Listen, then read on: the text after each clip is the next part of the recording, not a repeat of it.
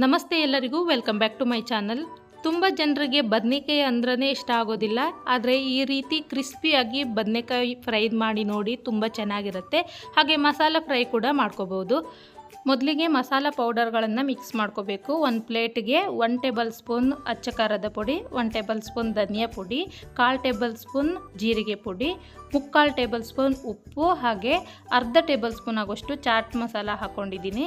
ಇದೆಲ್ಲವನ್ನು ಚೆನ್ನಾಗಿ ಮಿಕ್ಸ್ ಮಾಡ್ಕೋಬೇಕು. ಇದಕ್ಕೆ ನೀರು ಹಾಕೋ ಅವಶ್ಯಕತೆ ಏನಿರೋದಿಲ್ಲ. ಇವಾಗ ಬದನೆಕಾಯಿನ ನಾನು ಕಟ್ ಮಾಡ್ಕೊಳ್ತಾ ಇದ್ದೀನಿ.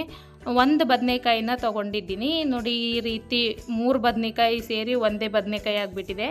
ಇದನ್ನು ಕಟ್ ಮಾಡ್ಕೋಬೇಕು. ನಿಮಗೆ ಉದ್ದುದ್ದ ಕಟ್ ಮಾಡಿಕೊಂಡ್ರೂ ಪರವಾಗಿಲ್ಲ, ಅಥವಾ ಈ ರೀತಿ ರೌಂಡಾಗಿ ಕಟ್ ಮಾಡಿಕೊಂಡ್ರೂ ಪರವಾಗಿಲ್ಲ.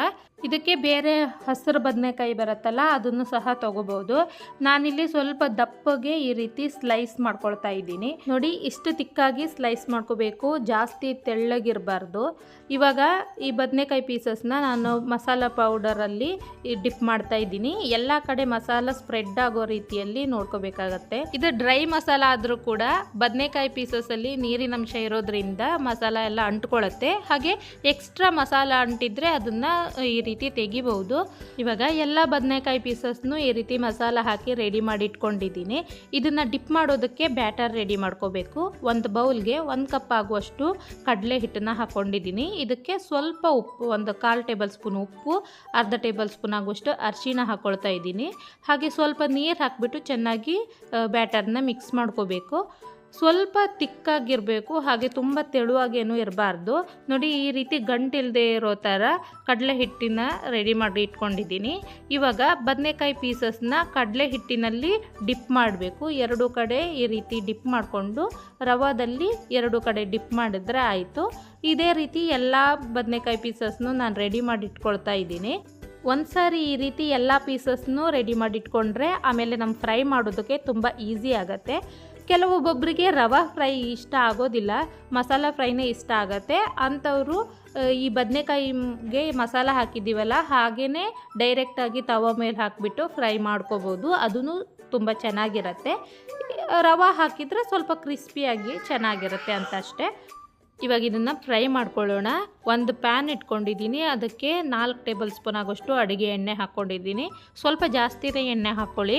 ಇವಾಗ ಡೈರೆಕ್ಟಾಗಿ ಎಲ್ಲ ಪೀಸ್ಗಳನ್ನು ಹಾಕ್ಕೊಡ್ತಾ ಇದ್ದೀನಿ. ದೊಡ್ಡ ದೊಡ್ಡ ಪೀಸ್ ಆಗಿರೋದ್ರಿಂದ ಜಾಸ್ತಿ ಪೀಸೇನು ಹಿಡಿಸ್ತಾ ಇಲ್ಲ. 3 ಬದನೆಕಾಯಿ ಪೀಸ್ಗಳನ್ನ ಹಾಕ್ಕೊಂಡಿದ್ದೀನಿ. ನಿಮಗೆ ಇಷ್ಟು ದೊಡ್ಡ ದೊಡ್ಡ ಪೀಸಸ್ ಇಷ್ಟ ಇಲ್ಲ ಅಂತ ಹೇಳಿದ್ರೆ ಸ್ವಲ್ಪ ಚಿಕ್ಕದಾಗಿ ಕಟ್ ಮಾಡ್ಕೋಬೋದು. ಇಲ್ಲ ಅಂತ ಹೇಳಿದ್ರೆ ಫ್ರೈ ಮಾಡಿದ್ಮೇಲೂ ಕೂಡ ಕಟ್ ಮಾಡ್ಕೋಬೋದು. ಇದನ್ನು ಮೀಡಿಯಮ್ ಫ್ಲೇಮಲ್ಲಿ 2 ಕಡೆ ಚೆನ್ನಾಗಿ ಬೇಯಿಸ್ಕೋಬೇಕು. ರವಾ ಕ್ರಿಸ್ಪಿ ಆಗಬೇಕು, ಹಾಗೆ ಬದನೆಕಾಯು ಕೂಡ ಬೇಯಬೇಕಾಗತ್ತೆ ನೋಡಿ. ಇವಾಗ ಬದನೆಕಾಯಿ ಫ್ರೈ ರೆಡಿಯಾಗಿದೆ. ಇದು ರವಾ ಫ್ರೈ. ಇವಾಗ ನೆಕ್ಸ್ಟ್ ನಾನು ಮಸಾಲ ಫ್ರೈ ಮಾಡ್ತಾ ಇದ್ದೀನಿ. ಮಸಾಲ ಹಾಕಿರೋ ಬದನೆಕಾಯಿ ಪೀಸ್ಗಳನ್ನು ಇವಾಗ ಫ್ರೈ ಮಾಡ್ಕೊಳ್ತಾ ಇದ್ದೀನಿ. ಆದರೆ ರವಾ ಫ್ರೈ ಹಾಗೆ ಇದು ಕ್ರಿಸ್ಪಿಯಾಗಿ ಬರೋದಿಲ್ಲ, ಸ್ವಲ್ಪ ಸಾಫ್ಟಾಗಿ ಬರುತ್ತೆ. ಇದೇ ರೀತಿ 2 ಕಡೆ ಚೆನ್ನಾಗಿ ಬೇಯಿಸ್ಕೋಬೇಕು. ಆದಷ್ಟು ಲೋ ಫ್ಲೇಮಲ್ಲೇ ಬೇಯಿಸ್ಕೊಳ್ಳಿ, ಯಾಕಂತ ಹೇಳಿದ್ರೆ ಇದಕ್ಕೆ ರವಾ ಹಾಕಿರಲ್ಲ ಅಲ್ವಾ, ಬೇಗ ಕರಟೋ ಚಾನ್ಸಸ್ ಇರುತ್ತೆ.